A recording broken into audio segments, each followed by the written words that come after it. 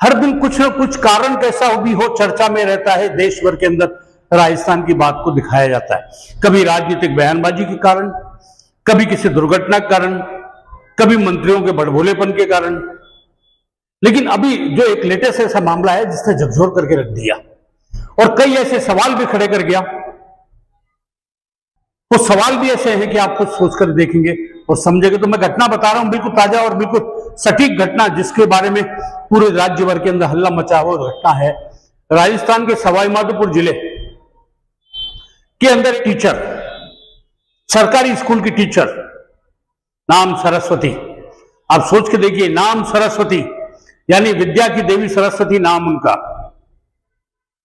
School के अंदर उन्होंने हंगामा खड़ा किया इस बात को लेकर के उनके पर्स से 1000 रुपए गायब हो गए।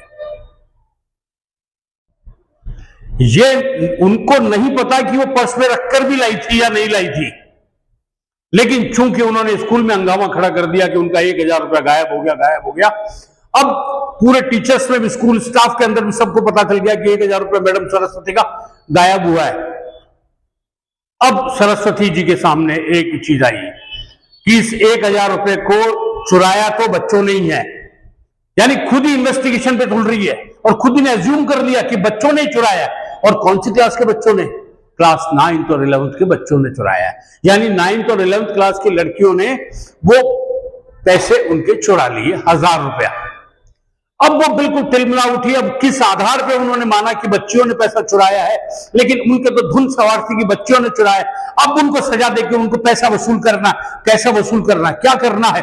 तो बस वही टीवी सीरियल्स, वही जिस तरीके के सोशल मीडिया पे चलते हैं क्राइम सीन्स वगैरह, वो उनके दिमाग में फितूर की तरफ घूमता रहा और उन्होंने 9th और 11th क्लास की लड़कियों को कपड़े उतरवाने शुरू कर दिया।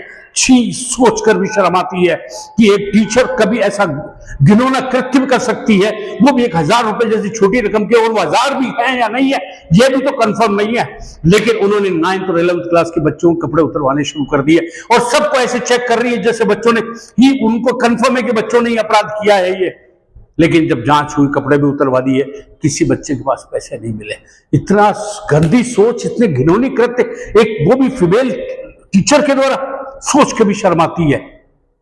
और फिर इस बात को उस स्कूल के स्टाफ के जो दूसरे टीचर्स थे वो दबाने में लग गए, तुम घर जाके मत बताना, अपने पेरेंट्स को मत बताना, नहीं तो बहुत बड़ी आफत हो जाएगी, ऐसा हो जाएगा, वैसा हो जाएगा। डरा धमका के बच्चों को घर भेज दिया गया।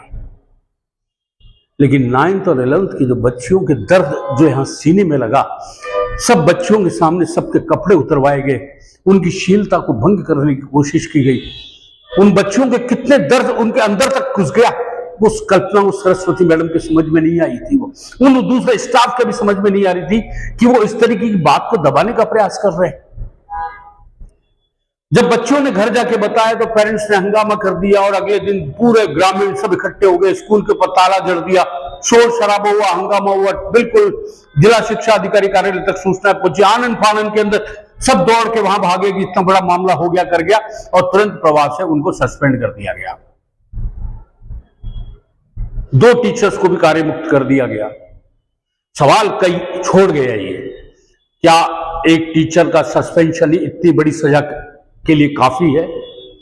क्या सरस्वती मैडम की बच्ची के साथ किसी दूसरे स्कूल में उनकी टीचर इस तरीके से कोई बात हो जाती तो ये सब कृत्य करती, तो क्या वो सरस्वती मैडम सहन कर सकती थी?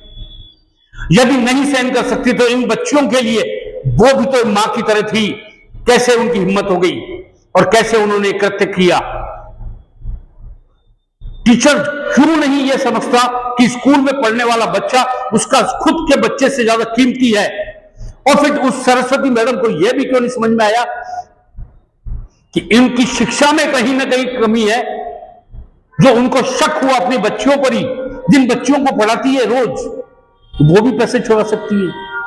मतलब समझ में नहीं आ रहा किस तरीके का ये एक सोच और पागलपन है, और इस तरीके की हरकतें करना बहुत बड़ा सवाल खड़ा गया। आप क्या ऐसे टीचर के अपने व्यवहार से सहमत हैं? अपनी बेबाकी से अपनी राय रखिए और बताइए कि ऐसे जो शिक्षाविद हैं, ऐसे जो चीजें आ रही है सामने, उनके साथ में क्या सलूक किया जाना चाहिए। आप बने रहे हमारे साथ, अपडेट हम आपको देते रहेंगे। तब तक के लिए मुझे क्या सलूक किया जाना